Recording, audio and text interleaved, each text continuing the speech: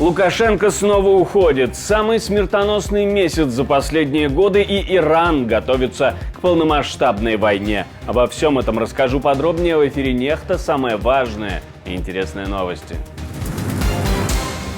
Беларусь отвлекает внимание и старается оттянуть на себя часть украинских сил, а Минобороны заявляет о готовности к реакции на что угодно. Стягивать оружие со стороны белорусов в приграничье – это попытка помочь Путину. Российские сервисы пропадают из App Store на фоне замедления YouTube и Google. Только это вот уже влечет, там где-то подсчеты видел, порядка 3 миллиардов рублей в месяц для операторов связи. Россия получит иранский аналог «Хаймарс», заплатив за это собственным ПВО. Россия начала поставки современных радаров и средств противовоздушной обороны. Спасибо, что смотрите, спасибо за доверие, не забывайте про лайки, комментарии, не забывайте подписываться на канал и про кнопочку «Супер спасибо» тоже не забывайте, ведь так вы можете нас поддержать. Поехали. В Черном море украинские подразделения атаковали газовую вышку, которую контролировали россияне. Военно-морские силы вместе с Главным управлением разведки провели операцию. Россияне использовали вышку для контроля гражданского судоходства. Кроме того, спикер военно-морских сил Украины заявил, что перед атакой россияне завезли туда оборудование для разведки и личный состав, а блогеры пишут о как минимум 40 россиянах на платформе. Июль этого года стал самым смертельным с октября 22-го на войне России в Украине для гражданского населения. Согласно отчету ООН, в июле погибли по меньшей мере 219 мирных жителей и 1018 получили ранения. Это в сравнении с майскими потерями 180 человек и июньскими 157. Последним месяцем с высокими потерями среди гражданских был октябрь 2022. Тогда погибли более 300 человек. Беларусь перекидывает технику и спецназ к украинской границе. Силы спецопераций, ракетные войска, в том числе реактивные системы «Полонез» и комплексы «Искандер», перемещаются в заданные районы, говорит так называемый министр обороны Беларуси на брифинге. Все это называют реакцией на нарушение воздушного пространства Беларуси украинскими беспилотниками, о чем ранее говорил Лукашенко. Правда, вышеперечисленное предназначено для наземных целей, а не для борьбы с беспилотниками. В Министерстве обороны Беларуси заявили, что следят за обстановкой и готовы на нее реагировать. А тем временем отреагировали в Украине на это перемещение. Начальник Центра противодействия дезинформации при Совете Безопасности говорит, что это только отвлечение внимания.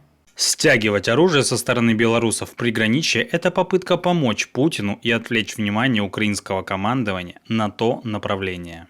Лукашенко, к слову, снова решил намекнуть, что он скоро уйдет или его скоро уберут. Не завтра или послезавтра, но снова засобирался. Вы должны привыкать к тому, я вас избаловал немножко, что президент будет другой. Нет, я не говорю, завтра я вас брошу, послезавтра и прочее. Ну, всякое в жизни бывает. Вы должны привыкать к тому, что я не вечный, я знаю свои риски. Я знаю, прежде чем уйти, ты должен оставить... Вот уйду, и когда вы будете меня вспоминать, я тут где-нибудь в деревне буду жить с вами рядом, приеду, и вы будете вспоминать и благодарить, что, хуже не стало.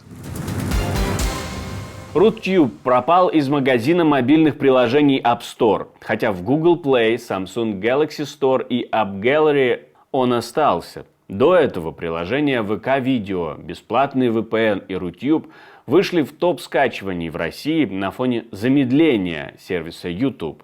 Может ли Россия действительно предложить достойную замену видеохостингу и другим сервисам, которые собираются ограничить? И будут ли у этого последствия для экономики? YouTube в общем потоке трафика составляет примерно 30% в среднем, что называется.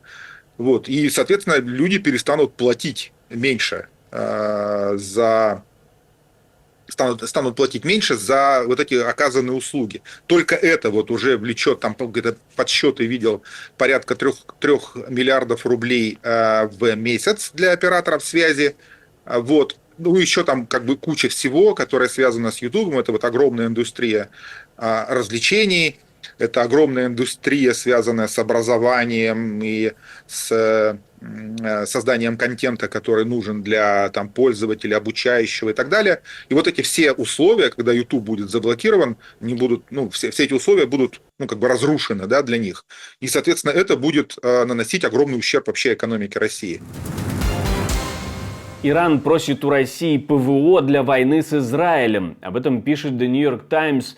Также они пишут, что 5 августа в Тегеран прилетал экс-министр обороны РФ Сергей Шойгу. Он встретился с новым президентом страны, командующим иранскими вооруженными силами бригадным генералом Мохаммадом Багери, который возглавляет планирование военных ударов по Израилю, и с секретарем Высшего совета нацбезопасности Ирана. Двое иранских чиновников, знакомых с планированием войны, один из которых является членом корпуса стражи исламской революции, подтвердили, что Иран обратился с такой просьбой и заявили, что Россия начала поставки современных радаров и средств противовоздушной обороны.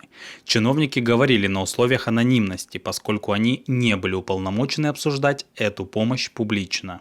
Визит Шойгу подчеркивает тесный союз между Ираном и Россией, который укрепился после начала войны в Украине в 2022 году. Иран предоставил России военные беспилотники, и две страны не так давно завершили соглашение о расширении военного и разведывательного сотрудничества. А Reuters пишет, что Тегеран готов передать Москве сотни баллистических ракет ФАТ-360, которые многие эксперты называют аналогом «Хаймарс». А сейчас российские военнослужащие проходят обучение в Иране. Армия обороны Израиля отчиталась об успешном ударе еще по одному главарю Хамас. Теперь в Ливане ликвидировали старшего командира организации Самера Махмуда Аль-Хаджа. Как указано в совместном заявлении Цахал и армии обороны Израиля, он отвечал за обстрелы территории страны со стороны Ливана, а также отвечал за вербовку и подготовку террористов. Позиция Хамаса заключается в том, чтобы сохранить свою власть и контроль над сектором Газа, а позиция Израиля – это уничтожение полное Хамаса, в первую очередь его военной и административной структуре сектора Газа, всех его лидеров, активистов, боевиков, от командиров и до самых младших, и полная ликвидация угрозы Хамаса и исламского джихада из сектора Газа для Израиля, чтобы не могло повториться такое, как 7 октября. Кстати, хамасовские лидеры сразу после 7 октября заявили, что они постараются сделать еще такое же в следующий раз, только в 10 или 100 раз больше. И вот как это противоречие преодолеть никто не знает. И я так понимаю, что в США решили преодолеть его силовым методом. То есть поставить Израилю ультиматум, и заставить его прекратить войну. Только проблема в том, что Биньямин Нетаньяху и правительство совершенно не собираются прекращать войну, наоборот, собираются ее усиливать и доводить до конца. В том числе и потому, что любое другое их действие означает их немедленную политическую смерть. Израиль методично ликвидирует главарей Хамас в секторе Газа, в Ливане или где бы то ни было. В то же время Израиль вовсю склоняют к переговорам. А Польша закупит у Соединенных Штатов ракеты «Воздух-воздух» на $855 миллионов. Правда, поставки этих ракет должны будут начаться только в 2029 году.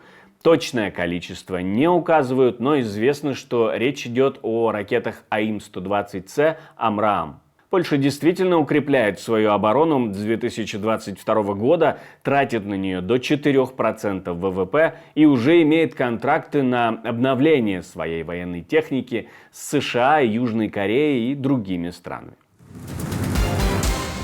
Белорусских КГБшников будут менять на политзаключенных. Во всяком случае, в Европе их уже наловили, говорит об этом журналист-расследователь Христо Грозев.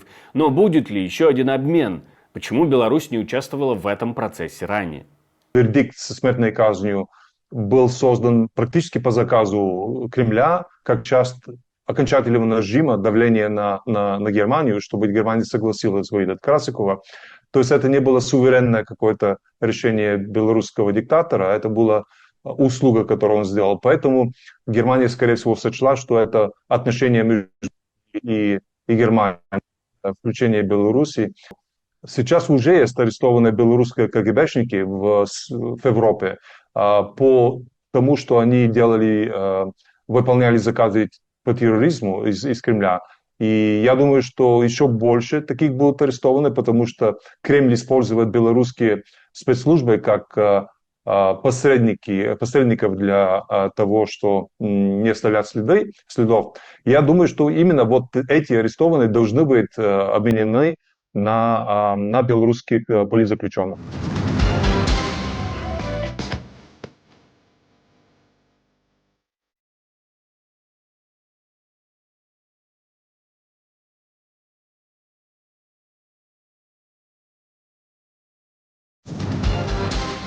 Мне остается напомнить, что мы существуем только благодаря вашей поддержке, ваше спонсорство, донаты. То, что вы нажимаете кнопочку «Супер спасибо», помогает нам снимать новые видео, поэтому мы вам за это благодарны и призываем вас развиваться вместе с нами.